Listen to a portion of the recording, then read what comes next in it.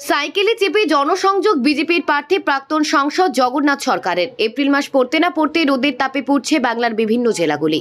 গোটা দেশে গত বছরের তুলনায় এবছর আরও বেশি মাত্রায় তাপ ও প্রবাহ চলছে বলে এমনটাই সতর্ক করেছে আবহাওয়া দপ্তর। আর এর প্রধান কারণ হিসেবে পরিবেশবিদরা জানাচ্ছেন গ্লোবাল ওয়ার্মিং।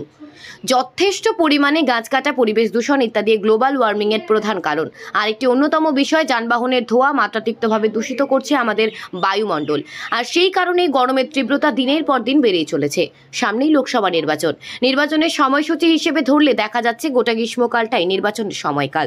নির্বাচন উপলক্ষে এই সময় একাধিক রাজনৈতিক দলের কর্মী এবং প্রার্থীরা নিজের দল এবং প্রতীকের সমর্থনে রাস্তাঘাটে প্রচারে নামছেন। বেশিরভাগ সময় দেখা যাওয়া হয় তারা হুডকোলা জিপ না হলে বিভিন্ন মোটরসাইকেল এবং গাড়ি নিয়ে তার বের হন জনসংযোগ করতে। তবে এরই মাঝে পরিবেশের কথা মাথায় রেখে রানাঘাট লোকসভা কেন্দ্রের প্রার্থী তথা প্রাক্তন সাংসদ জগন্নাথ সরকার নিলেন এক বিশেষ কর্মসূচি। সাইকেলে করে করছেন তিনি জনসংযোগ। সাইকেল চেপে নিজের প্যাডেল করে রাস্তা দিয়ে চলছেন তিনি।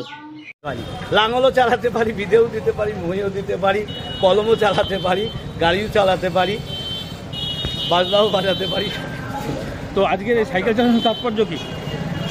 এটা একটা পুরনো স্মৃতি। সাইকেল আমাদের পরিবেশ নষ্ট না করে পরিবেশ দূষণের হাত থেকে বাঁচায় এবং সবচাইতে কম খরচে গরিব মানুষের যাতায়াতের জিনিস, তাই এটা অপরিহার্য। আজকে প্রয়োজনীয়তা এখনও রয়েছে, সেটা বোঝানোর জন্য। আচ্ছা, তারই অভিনব কর্মসূচিতে ইতিমধ্যেই প্রশংসা কুড়িয়েছেন জগন্নাথ সরকার। ভবিষ্যতে এই ধরনের প্রচার করতে তিনি আগ্রহ প্রকাশ করেছেন। প্রসঙ্গে তিনি বলেন, ট্রাক্টর, লরি, বাস সহ অন্তত 9 রকমের গাড়ি চালানো জানা আছে তার। তবে এই দিন মূলত পরিবেশের বার্তা দিতেই সাইকেলে করে প্রচার। তবে এটা অবশ্যই প্রতীকী দলীয় কার্যালয় থেকে ডাকঘর মোড় পর্যন্ত। তবে আত্মবিশ্বাসের সঙ্গে তিনি বলেন, আগামী 3 তারিখ গোবিন্দপুর কালীবাড়ি থেকে পুজো দিয়ে একটি মোটরসাইকেল র্যালির মধ্যে দিয়ে পৌঁছাবেন চাকদা। তবে তিনি প্রচারে নামার পর বাকি সকলে অবাক হয়ে দেখবেন। নদিয়া থেকে মৈনাক দেবনাথের রিপোর্ট, লোকাল 18 বাংলা।